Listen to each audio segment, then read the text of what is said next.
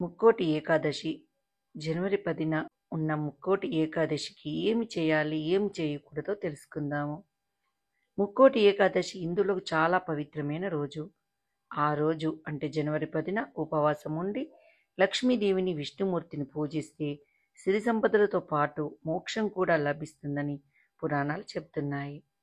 ఇంకా వైకుంఠ ఏకాదశి, ముక్కోటి ఏకాదశి రోజున కొన్ని ప్రత్యేకమైన చర్యలు తీసుకుంటే జీవితం అనంతరం స్వర్గలోకానికి వెళ్తారని, ఇక మరల జన్మ ఉండదని పండితులు చెప్తున్నారు.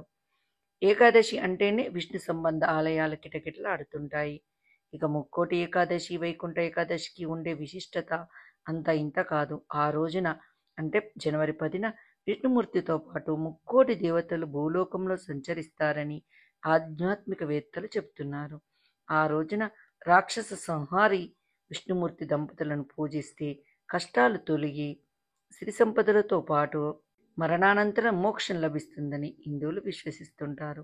ఈ రోజున ఉపవాసం పాటించడం ద్వారా విష్ణు అనుగ్రహం పొంది జీవితంలో సుఖ సంతోషాలు, శ్రేయస్సు పొందుతారు.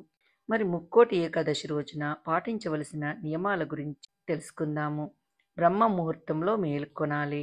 వైకుంఠ ఏకాదశి రోజున బ్రహ్మ ముహూర్తంలో నిద్ర లేచి స్నానం చేసి శుభ్రమైన దుస్తులు ధరించాలి.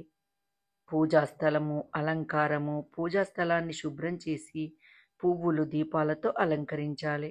ఏకాదశి రోజున పాటించాల్సిన నియమాలు ఏమిటంటే బ్రహ్మ ముహూర్తంలో మేలుకొనాలి. వైకుంఠ ఏకాదశి రోజున బ్రహ్మ ముహూర్తంలోనే నిద్ర లేచి స్నానం చేసి శుభ్రమైన దుస్తులు ధరించాలి. పూజా స్థలాన్ని శుభ్రం చేసి పువ్వులు, దీపాలతో అలంకరించాలి. పీఠం ఏర్పాటు చేసి దాని మీద ఎర్రటి వస్త్రం పరిచి అప్పుడు విష్ణుమూర్తి విగ్రహం లేదా విష్ణు చిత్రాన్ని పెట్టాలి. విష్ణువుకు గంగాజలంతో స్నానం చేయించి పువ్వులు, గంధం, పసుపు, కుంకుమ మొదలైన వాటిని సమర్పించాలి. విష్ణువుకు సంబంధించిన వివిధ మంత్రాలను జపించండి. లక్ష్మీ విష్ణువులను స్తుతించండి. విష్ణువుకు నైవేద్యంగా అరటిపండ్లు, కొబ్బరికాయతో పాటు పండ్లు, స్వీట్లు లేదా పాలతో చేసిన ఇతర పదార్థాలను అందించవచ్చు. చివరిగా విష్ణు స్తుతిస్తూ హారతి ఇవ్వాలి. ఉపవాసం పాటించడము కూడా చేయాలి. రోజంతా నీరు కూడా తీసుకోకుండా ఉపవాసం ఉంటారు కొంతమంది.